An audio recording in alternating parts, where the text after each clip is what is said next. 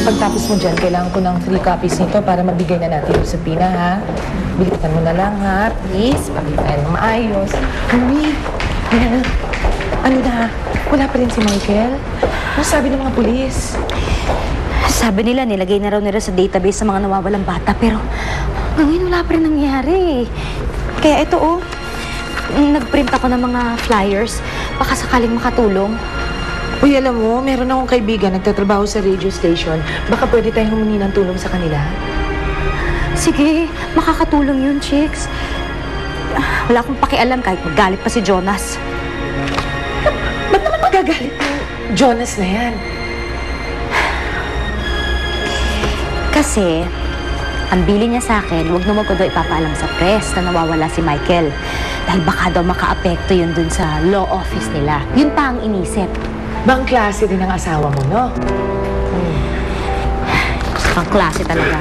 Alam mo, buti pa yung Mr. Pogi na yun. Tinulungan tayo, di ba? Eh, di ba tina kayo ni Mr. Pogi? Yung number ng kaibigan mo, tawagan na natin. Ay, oo nga pala. Sandali. Andiyan lang yan eh. Ito yung calling card.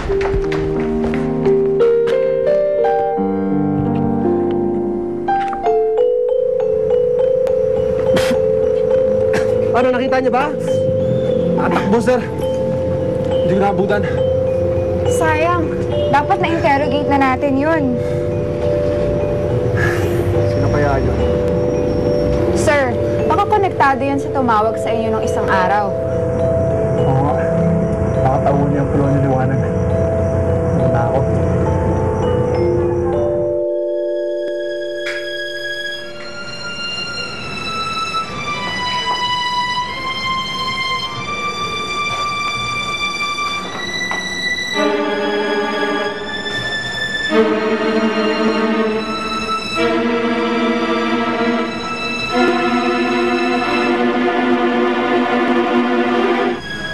Bawal dyan.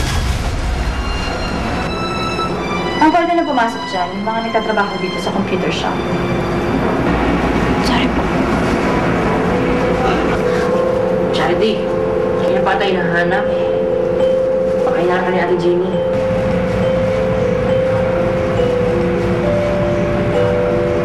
Sorry po ulit. Sorry po ulit. Sorry po ulit. Hindi na ba kayo maglalaro? Hindi na po. Siguro next time. Thank you. Yan. Balik kayo ulit na.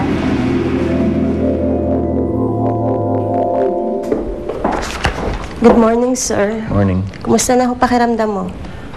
Okay lang. Dala ko na yung ibang papeles na kailangan mong pirmahan. Tawagan mo na ba si Melissa? Ay, hindi pa rin sumasagot. Pero nag-leave na ako ng message sa office niya at good luck na lang kung mag-return call yon. Mukhang nag-away na naman kayo ng asawa mo, sir. Nagpadala na ako ng bouquet of flowers para sa kanya. Thank you. Sir, gusto niyo ba ng gamot? Gusto niyo ba alagaan kita? Anong gusto mo? I'm okay. Excuse me, sir. May bisita po kayo sa labas. Sino? Si Edith Marquez daw po. Sino Edith Marquez? Papapasukin ko po ba? Sige. Sir, sigurado ka? Wala kang gusto? I'm okay. Thank you. Balik mo na lang sa opisina to, ha? Yes, sir.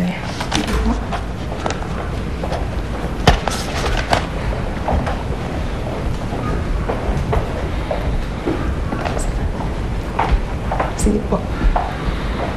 Yes? Sino ho sila? Sandali lang. Iho, halika.